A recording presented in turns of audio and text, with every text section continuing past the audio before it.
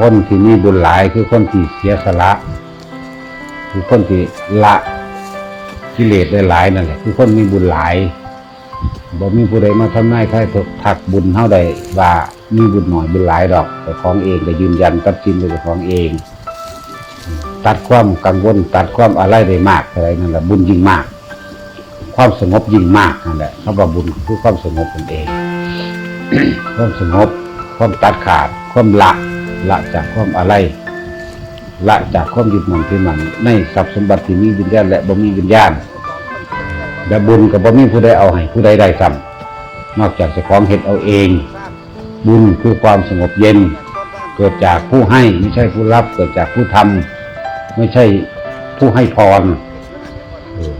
เกิดจากตัวเองไม่ได้เกิดจากใครใดๆทั้งสิ้นบ่มีผู้ใดเอาบุญให้ใครได้